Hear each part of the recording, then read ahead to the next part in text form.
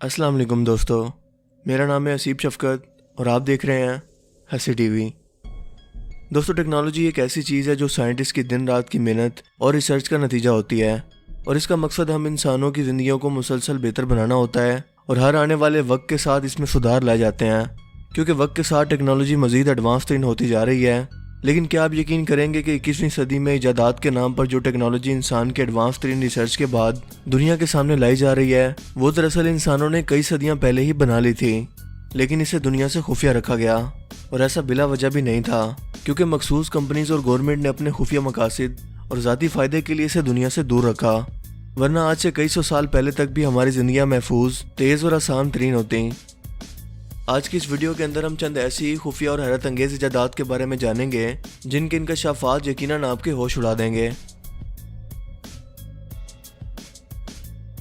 Number 1, electric cars. आज के दौर में हम जिन इलेक्ट्रिक कार्स को व्हीकल ऑफ फ्यूचर समझ रहे हैं और एलन मस्क टेस्ला कार को इस दौर की जदीद तरीन दरियाफ्त बनाकर इलेक्ट्रिक कार्स की दुनिया भर में नुमाइश कर रहा है।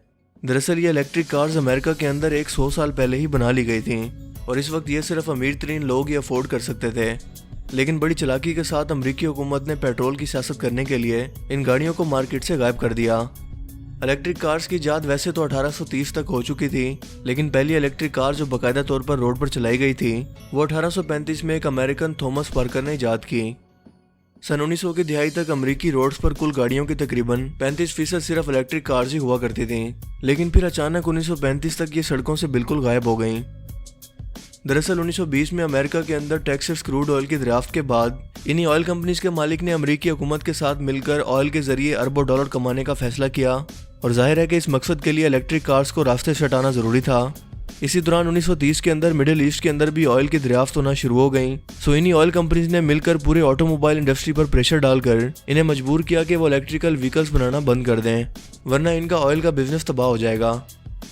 और यही वजह थी कि 1935 तक इलेक्ट्रिक कार्स पूरे अमेरिका के अंदर से गायब हो गईं। मगर अब पेट्रोल के ज़खायर आहिस्ता आहिस्ता ख़त्म होने के बाद और इसकी रिफाइनिंग से लेकर गाड़ियों के धुआं छोड़ने तक के असरात जो ग्लोबल वार्मिंग की वजह बन रहे हैं और माहौल को आलूदा कर रहे हैं, इन्हीं खतरात के पेश नज़र एक बार फिर से पूरी दुनिया के अंदर इलेक्ट्रिकल कार्स को लाने पर बहस होना शुरू हो गई है, क्योंकि ऑयल इंडस्ट्री इस वक्त पूरी दुनिया के अंदर जवाल का शिकार है और अब इसमें इतना प्रॉफिट भी नहीं रहा। इसे सिर्फ अपने प्रॉफिट की खातिर इंसानों से दूर रखा गया, लेकिन फिर भी अमेरिका ने ऑयल हासिल करने के लिए कई ममालिक पर हमला करने के बाद इन्हें बर्बाद भी किया। नंबर 2, प्रोजेक्ट एक्से। मोल्ड नामी एक scientist Liggett and Myers tobacco company के अंदर 12 साल से इस बात पर रिसर्च कर रहे थे कि टोबैको के सिगरेट्स के अंदर ऐसे कौन से नुकसानदेह केमिकल्स मौजूद हैं जो लंग कैंसर और इन्फेक्शन की वजह बनते हैं और सबसे बढ़कर इन्हें कम कैसे किया जाए।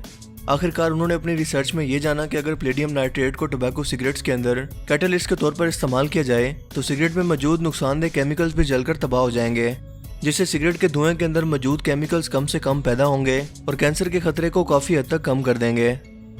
फिलिप मॉरिस, जो इस वक्त लेगेट एंड मायर्स कंपनी की तरह एक बहुत बड़ी लीडिंग सिगरेट कंपनी के मालिक थे, उन्होंने इस तहकीक पर अमल करने के बजाय ये मंतक पेश की कि अगर लोगों को इस तहकीक के बारे में बताया गया तो लोग ये समझेंगे कि इससे पहले जो सिगरेट इन्हें पिलाए जा रहे थे वो बहुत ज़्यादा नुकसानदेह थे, लेकिन हमारी कंपनी ने अपने प्रॉफिट की खातिर लोगों को ये बात नहीं बताई और इनका बिजनेस खतरे में पड़ सकता है। तो यही सोचकर टोबैको कंपनी के मालिकान ने Liggett and Myers tobacco company को मार्केट से बाहर निकालने की धमकियां देना शुरू कर दी और मजबूरन लेगेट एंड मायर्स को इस तहकीक के बाद भी मीडिया के अंदर आकर ये बयान देना पड़ा कि आम सिगरेट भी नुकसानदेह नहीं है। और यूं ये प्रोजेक्ट एक्से खत्म हो गया, जिसके बाद से करोड़ों जिंदगियां इन टोबैको कंपनीज के रहमो करम पर रहकर कैंसर से खत्म हो चुकी हैं। लेकिन 1955 में शाया होने वाली इस रिसर्च को आज के दौर की जदीद रिसर्च कहकर सिगरेट के बॉक्सेस पर इनके नुकसान के बारे में लिखकर इन्हें बेचा जा रहा है, जिससे बहुत से लोग शऊर हासिल करके इसे छोड़ भी चुके हैं। लेकिन अगर ये रिसर्च पहले दुनिया के सामने आ जाती तो करोड़ों जिंदगियां बचाई जा सकती थी, लेकिन फिर टोबैको कंपनी के प्रॉफिट्स का क्या होता। सो इसीलिए इस रिसर्च को छुपा लिया गया। Number 3, free energy technology. जब थॉमस एडिसन ने डीसी करंट को मुतारिफ करवाया तो इसके जवाब में पहली मरतबा निकोला टेस्ला ने एसी करंट को मुतारिफ करवाया। इसके अलावा रेडियो ट्रांसमिशन और इंडक्शन मोटर जैसी अहम इन्वेंशंस भी की और इनका बनाया हुआ एसी करंट ट्रांसमिशन सिस्टम आज भी पूरी दुनिया के अंदर इस्तेमाल हो रहा है। लेकिन इनकी सबसे अहम इन्वेंशन वार्डन क्लिफ टावर था, जो कि एक रेडियो ट्रांसमिशन टावर था और इसे 1901 के दरमियान न्यूयॉर्क में बनाया गया था जिसके जरिए निकोला टेस्ला पूरी दुनिया को ये बताना चाहते थे कि सिर्फ इस टावर के जरिए न सिर्फ आसानी से मैसेजेस को ट्रांसफर किया जा सकता है, बल्कि हवा में मौजूद चार्ज पार्टिकल को इस्तेमाल करने के बाद ये टावर पूरे शहर को मुफ्त बिजली फराहम कर सकता है। इस प्रोजेक्ट को एक जेपी मॉर्गन नामी शख्स फंड कर रहा था, जो कि कॉपर इंडस्ट्री का भी मालिक था। अपने कॉपर इंडस्ट्री के बिजनेस को बचाने के लिए इसने टेस्ला को मजीद फंडिंग से इनकार कर दिया और नतीजतन ये मंसूबा टेस्ला की मौत तक अधूरा ही रह गया, वरना आज भी पूरी दुनिया मुफ्त बिजली इस्तेमाल कर रही होती। टेस्ला टावर के बारे में बहुत सी अफवाहें भी मशहूर हैं और इस वक्त के लोगों का टेस्ला के बारे में ये ख्याल था कि वो एक ऐसे प्रोजेक्ट पर काम कर रहा है जिससे वो खला में बसने वाले एलियन से रब्ता करने वाला है। इसीलिए इसे मैड साइंटिस्ट का भी नाम दिया गया, क्योंकि दरअसल रेडियो ट्रांसमिशन ही तो इस टावर का काम था। लेकिन मुफ्त बिजली के इस प्रोजेक्ट को एक इंडस्ट्रियलिस्ट ने अपने फायदे के लिए पूरी दुनिया को इससे महरूम रखा। लेकिन आज एक बार फिर से टेस्ला की रिसर्च पर काम करने पर गौर हो रहा है, क्योंकि दुनिया भर के अंदर एनर्जी की ज़रूरियात बहुत ज़्यादा बढ़ चुकी हैं और इसके बगैर हमारी इंडस्ट्री और घरों की ज़रूरियात पूरी करना मुस्तकबिल में मुमकिन नहीं है। Number 4, weather control technology. William Reich एक ऑस्ट्रेलियन साइकेट्रिस्ट थे जिन्होंने क्लाउड बस्टर नामी एक मशीन इजाद की। ये मशीन बहुत ही यूनिक तरीके से काम करती थी और आसमान में मौजूद ऑर्गन एनर्जी को इस्तेमाल करके जो बादलों को एक साथ जोड़कर रखती है, इस एनर्जी को कंट्रोल करने के लिए बनाई गई थी। ये मशीन आसमान से ऑर्गन एनर्जी को एक खास इलाके से खींच लेती थी, जिससे वाकई आसमान में बादल इकट्ठे होकर बारिश बरसाते थे। रिच ने इस वक्त के ब्लूबेरी के किसान जो खुश्कसाली और बारिश ना होने से परेशान थे, इनसे पैसे लेकर बाकायदा दुनिया के सामने इस मशीन को 1 घंटे तक चलाया और अगली सुबह इस बंजर इलाके में बारिश भी हो गई। हालांकि अगले कई दिनों तक महकमा मौसमियात के मुताबिक बारिश की कोई पेशेनगोई नहीं थी, लेकिन अमेरिकन हुकूमत ने इसे ना सिर्फ इत्तफाक करार दिया बल्कि रिच को गिरफ्तार करके इसे 2 साल की सजा भी सुना दी। लेकिन सिर्फ 8 महीनों के अंदर ही इसकी हार्ट अटैक से जेल में मौत हो गई और अमेरिकी गवर्नमेंट ने इसके तमाम रिसर्च पेपर्स को जला दिया, क्योंकि वो नहीं चाहते थे कि एक आम इंसान इतनी बड़ी टेक्नोलॉजी का क्रेडिट ले, और दूसरी वजह कि अमेरिकी हुकूमत इसे खुद खुफिया तौर पर वेदर कंट्रोल के लिए इस्तेमाल करे। इसीलिए इस इन्वेंशन करने वाले को रास्ते से हटा दिया गया। Number 5, digital cameras. स्मार्टफोन के अंदर कैमराज के मुतारिफ होने से पहले सिर्फ कोडेक की एक वाहिद कंपनी थी जिसका नाम तकरीबन कैमराज के लिहाज से हर शख्स जानता था।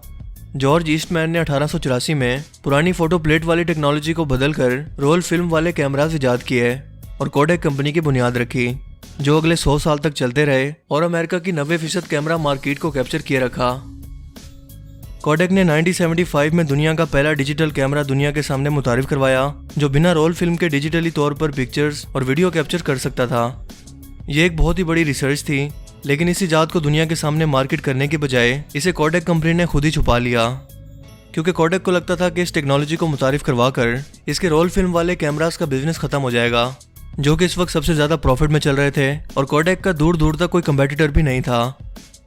इस गलत फैसले का नुकसान ये हुआ कि आहिस्ता आहिस्ता फ्यूजी, निकॉन, सोनी और कैनन जैसी कंपनियां डिजिटल कैमरास के साथ मार्केट में आईं और इस कैमरा के असल इन्वेंटर को मार्केट से बाहर कर दिया। यानी ये गलत फैसले और टेक्नोलॉजी को छुपाने की बदौलत कोडेक का डाउनफॉल शुरू हुआ और ये कंपनी मार्केट से गायब हो गई। वरना 1975 तक ही हर शख्स के पास ये डिजिटल कैमरास मौजूद होते और यकीनन 19s के दौर के अंदर हम डिजिटल DSLRs भी इस्तेमाल कर रहे होते। लेकिन आप इस बारे में क्या सोचते हैं? अपनी कीमती राय का इज़हार कमेंट सेक्शन में ज़रूर कीजिएगा। अगर आपको ये वीडियो अच्छा लगा तो इसे लाइक कीजिए और मज़ीद इस तरह के इन्फॉर्मेटिव वीडियोस के लिए इस चैनल को ज़रूर सब्सक्राइब करें। अब मैं मिलूँगा आपसे एक नई इंटरेस्टिंग वीडियो में। तब तक के लिए अपना बहुत सा ख्याल रखिएगा। Thanks for watching this video. अल्लाह हाफिज़।